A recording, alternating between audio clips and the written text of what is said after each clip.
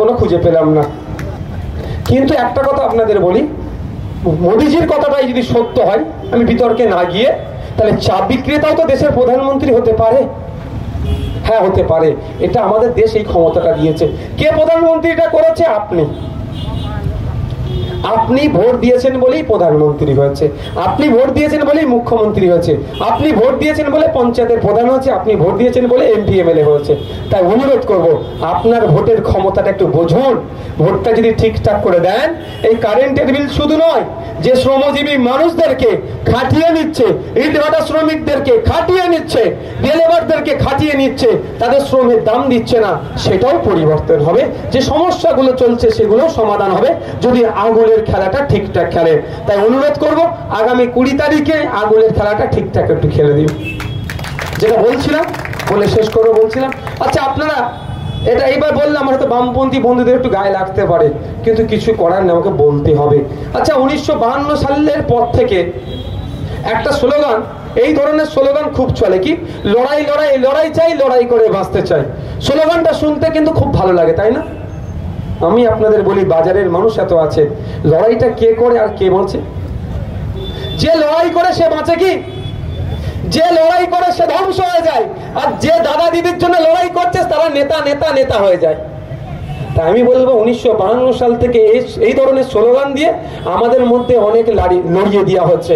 ওই এখন যারা নেতা, তাদের দাদুরা নেতা ছিল, তাদের দাদুদের জন্য আপনাদের দাদুরা ওই ধরনের স্লোগান দিয়ে মারামারি হানাহানি করেছে। কেউ কবরে গেছে, কেউ শ্মশানে গেছে, কারো মাথা ফেটেছে, কেউ জেল কেটেছে, আপনার দাদুরা ধ্বংস হয়েছে।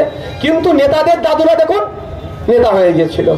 তারপরের প্রজন্ম আপনাদের বাবারা, ওই নেতাদেরকে পার্লামেন্টে পাঠাতে হবে, নেতাদেরকে আইনসভার মধ্যে পাঠাতে হবে। নেতারা বলেছে, তাদের জন্য ওই স্লোগান দিয়েছেন, মারামারি হানাহানি করেছে আপনার বাবারা, মাথা ফেটেছে, কেউ মরেছে, কেউ কবরে গেছে, কেউ শ্মশানে গেছে, কার পরিবার আপনাদের বাবাদের ধ্বংস হয়েছে। এখন আপনাদেরকে কিন্তু সেই আবার ওই চক্র নেতারাই করছে, বলছে এই স্লোগানটা দে। আমি আপনাদের বলবো, অনেক হয়েছে 1952 সালের থেকে এই স্লোগান দিয়ে দিয়ে বা এই ধরনের স্লোগান দিয়ে দিয়ে আজকে দেখুন আপনার দাদু ধ্বংস হয়েছে, আপনার বাবা হয়েছে, এখন আপনি হচ্ছেন, আপনার ছেলেকেও এরা ধ্বংস করতে চাইছে, শুধুমাত্র নেতার ছেলে নেতা, তার ছেলে নেতা হবে হবে বলে। আর লাঠিয়াল আপনার দাদু ছিল, আপনার বাবাকে লাঠিয়াল বাহিনী বানিয়ে রেখেছিল, আর আপনাকেও বানাচ্ছে, আপনার ছেলেকেও বানাবে বলে চক্রান্ত করছে। আমি অনুরোধ করছি, আমি কোনো নেতার মারপিট চাই না, কিন্তু আজকের পর থেকে শিয়াখালা বাজার সহ, শিয়াখালা বাজারে সত্যি একটা সুনাম আছে, এটাই আমি গর্ব করে বলি। আমাদের এই চত্বরে যদি আমাদের ফুরফুরাতে ওই হিংসা ঢুকে গিয়েছে, তৃণমূলী ঢুকিয়েছে, রাজনৈতিক হানাহানি নাই শিয়াখালা বাজারে, যদি এখন ফুরফুরায় ঢুকিয়েছে, তৃণমূলীরাই ঢুকিয়েছে।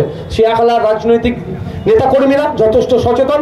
আমি শুধু একবার রিমাইন্ড দিতে চাইছি, এখানে যারা বসে আছেন, যে আপনাদের স্লোগান এটাই হবে। আজকের পর থেকে কোনো দাদা দিদি যদি আপনাদেরকে হিংসায় জড়াতে বলে, শুধু এটাই বলবেন, 1952 সাল থেকে আমার দাদুদেরকে লড়িয়েছ, আমার বাবাদের লড়িয়েছ, আমাদের লড়াচ্ছ, আর আমরা লড়াই করব না। আমরা লড়াই করেছি, তোমরা গ্যালারিতে বসে মজা দেখেছো। এবার কি বলবো, নেতায় নেতায় লড়াই হবে, জনগণ সেটা চুপ করে দেখবে। বলতে পারবেন তো? সরে সরে লড়াই হবে, এবার আপনারা দেখবেন। কেন আপনারা মাথা ফাটাবেন নেতার জন্য?